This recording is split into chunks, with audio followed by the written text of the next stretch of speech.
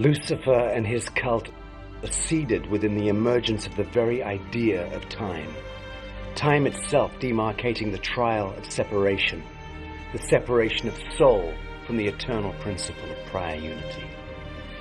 As we bravely seek to retrieve the story of cosmogenesis, we are required to journey through the mind across a labyrinthine ocean of myth and of memory. It's a journey which requires that we suspend all fixed notions of reality, and more than that, prepare ourselves for a radical overhaul of our conceptual frameworks altogether.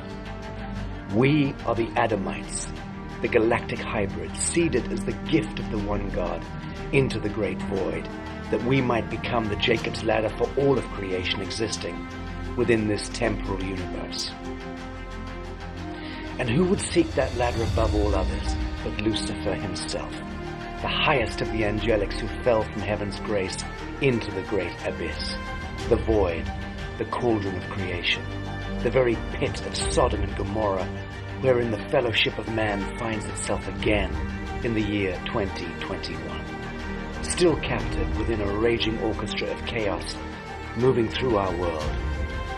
Living souls converted into dead fictions through the spells and the bonds of ages, enslaved to the tyranny of invisible masters and constrained within an unimaginable apparatus of what we can only describe as evil.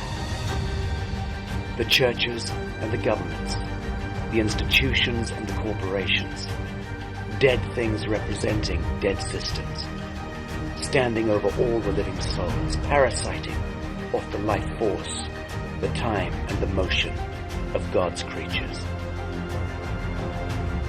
Fractured by socio-economic divides, cultural and religious division, moralistic and spiritual chasms. And through this dystopia, we emerge as a common species, defined in essence by our desperate search for relevancy, for redemption, and for salvation. This is the hero's journey.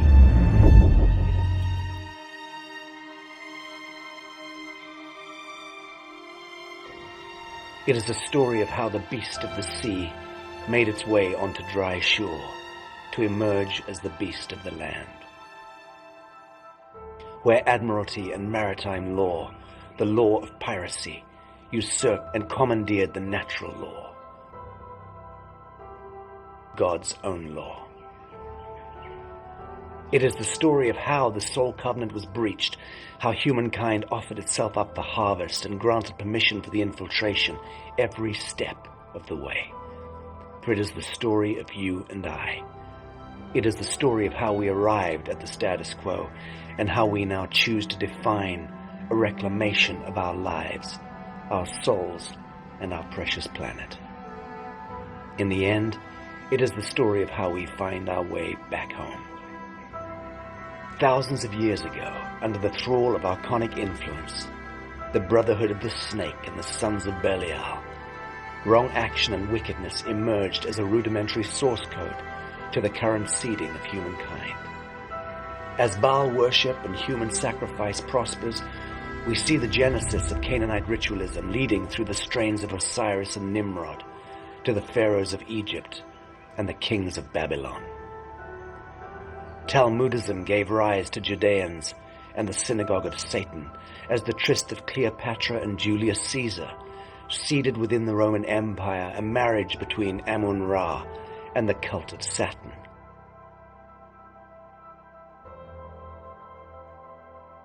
The weaponization of Christianity through the Council of Nicaea take place in 325 AD. Wholesale slaughter of the noble Cathars give rise to the Roman Catholic Church. The true cross is upturned, and the message of Yeshua inverted to create the most formidable template for planetary cult programming ever conceived in the history of mankind. The Vatican, a complex born out of Sol Invictus and Hellenization, emerges as the ultimate Leviathan which will cleave its way throughout history for the next 1,700 years, right up to the present day. 1066 and the onset of Doomsday demarcates the bloodied line between the living and the dead, where all living souls and living soil itself is registered and tabulated, converted into bonds and deeds. The church and the state were never separated. Acting as the proxies of Cronus, they began forging and consolidating Lucifer's empire, using the souls of the living, along with all tithes, penalties, and taxes, as the true collateral behind the global economic and financial complex. The Judean lineage, in compact with the Vatican, steers its course through the Middle Ages to become the Khazarian Empire, commandeering the good Jewish faith, seeding crypto-Judaism as Vatican crusades and Roman legions give birth to the Knights Templar, masquerading as poor knights of Christ. Papal states and the rise of Islam occur concurrent to the emergence of Kabbalah, subverting natural law and God's law into canon and Sharia law. The weaponization of Christianity, Judaism, and Islam is locked and loaded. Through the Khazarian court, Jews and the pontifical guard of the Templars, assured through the enforcement of Sharia and canon law, the black nobility take their throne in Switzerland in the year 1291. Laying claim as the Merovingians, they begin their conquest of people and planet through inquisitions and the rise of the Venetians. Trade and commerce become the new weapons of hegemony and dominion, of conquest and the desecration of the living men and women of the living soil. The papal bulls and doctrine of discovery are promulgated by European monarchies in order to legitimize the illicit colonization of all the lands of the world. This takes place between the mid-15th and 20th centuries, allowing the imperial hegemony of the crowns of Europe to seize the lands and massacre billions of black-skin, brown-skin, yellow-skin, and red-skin brothers and sisters in what is assuredly the gravest abomination in our human history. A mass sacrifice of innocence and a desecration of the songs of ancestry follows, which will echo through the end of time.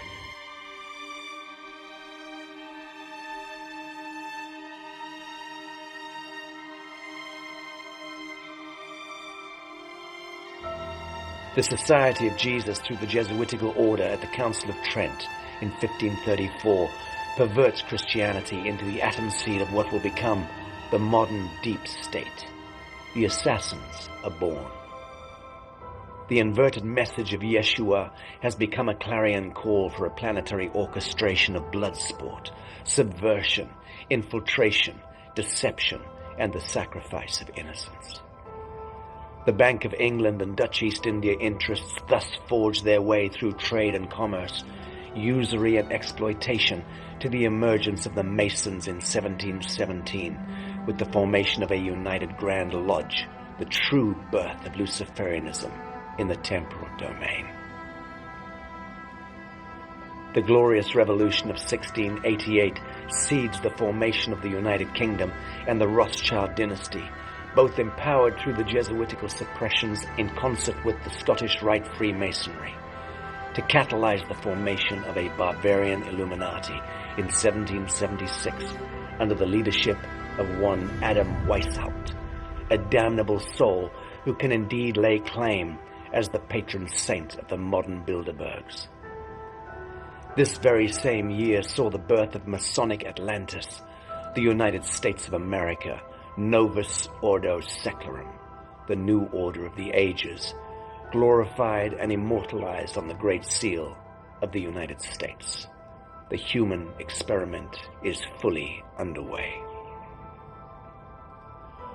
The Napoleonic Wars between 1803 and 1815 paved the way for a consolidation of the Vatican City and City of London in 1871, giving spark to a culminating element of a trifecta of evil empire, Washington, District of Columbia, in 1871.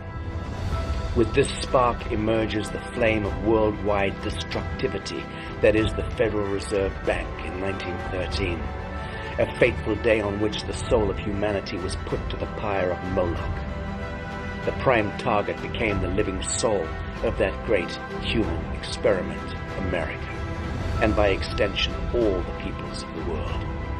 forced into usury, debt, scarcity economics, and systemic corruptibility of all governments and their institutions. Every government on earth is thus owned by and indentured to their National Reserve Bank, which in turn is owned by and indentured to the central banking cartel, consolidated through the Bank of International Settlements in Basel, Switzerland, the IMF, IFC, World Bank, Bank of England, and ultimately the Vatican Bank. This Molokite Sabbatean cabal is answerable not to God of men, but to their own dark lord, to whom penance, tribute, and tithe must be constantly made on the altar of life through blood sacrament, sex magic, and the inversion of kundalini and life force, ultimately through the systemic stealth sacrifice of innocence.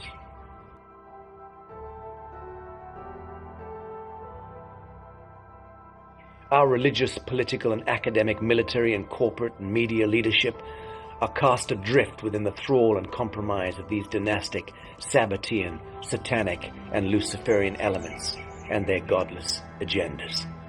A Faustian pact is offered to all comers and invariably taken before the sin is even realized. Sexual blackmail is rife. Global depopulation become the needful and perfunctory necessity toward realizing transhumanization of the mortal realm. That is because the grand enterprise of Luciferic Satanism has been to prepare our species for full spectrum intervention and take over at the oversoul level. Universal law determines that this can only occur where permissions are granted by the subject.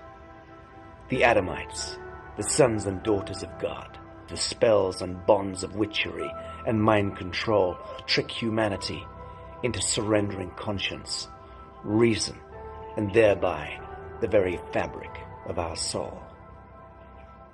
This is the great reckoning. The mark of the beast has arrived, ushered into the daylight by Davos and the sons of Lucifer. It offers us our greatest gift, which is the perfect reflection of all the unresolved aspects of self.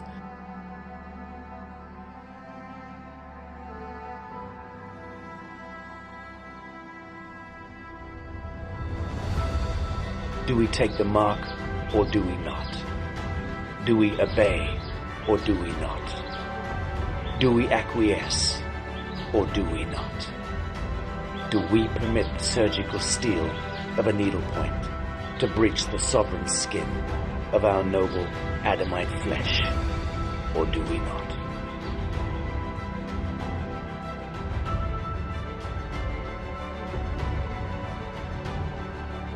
By the grace of God, we get